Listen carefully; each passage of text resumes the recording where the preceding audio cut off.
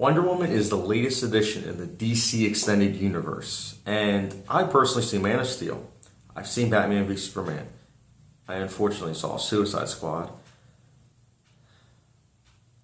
So where does Wonder Woman lie? Wonder Woman, I have to say this first before I go into my review. Wonder Woman I honestly wasn't going to see in theaters 2 weeks ago. But then I started hearing the buzz and I was like, it's probably the same thing that they did with Suicide Squad, where it's like they give you the buzz so that then you'll go in theaters and then waste $12. Actually, in my case, 24. But no, and then I saw the critical reviews and I was like, okay, let's give this a try. And I have to say, Wonder Woman is actually a very entertaining film. Wonder Woman, the first half especially, was brilliant. I loved the first half. But let me first kind of give you guys the premise for the film.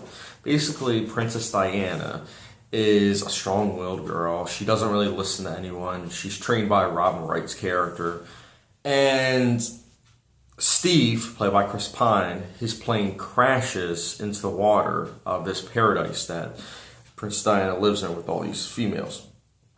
And it starts basically a series of events that lead to Diana wanting to go to the man's world and defeat Ares.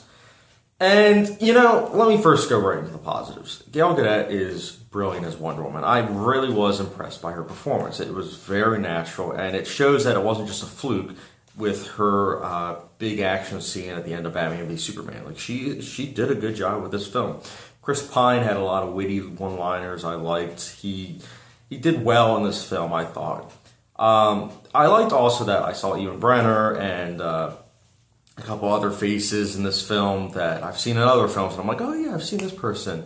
And the action scenes, besides the final act, which I'll get to in a moment, the action scenes, the first action set piece on the beach was fantastic. I loved it, especially in Dolby Cinema. If you get a chance, see this film in Dolby Cinema.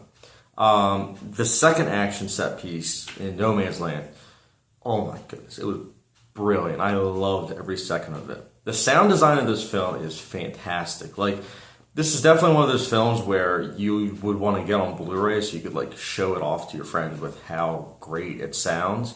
And the visual effects overall, the first 2/3 of the film, were really good. I didn't really notice any CGI. There was some stuff where it's obviously they needed to use CGI, but it's if you didn't know that as someone who's a film buff or film critic, then you wouldn't notice it. I also really liked how fast-paced it was for the first 2/3. As you guys can kind of tell, though, I have a lot of gripes with the final act. Firstly, I didn't think the villain was developed at all. In fact, he was a very one-dimensional villain, which is a shame because that's a trope of Marvel films where the villains aren't developed at all. I also didn't like how it was a big action scene the way that it is with all superhero films. And it had to be big and grandiose, even though the other action set pieces in this film were smaller scale. And that's what I think what made it so great to me. It just felt kind of formulaic for me towards the end because even though Man of Steel and Batman v Superman, even Suicide Squad got bashed by critics, they all follow the same trend as Wonder Woman, where the first 2/3, I shouldn't say Suicide Squad, throw that out of the mix. Batman v Superman and Man of Steel, I both really enjoyed those for the first 2/3, but when I look about it in retrospect, the final act in both of those films were CGI overblown and overkill.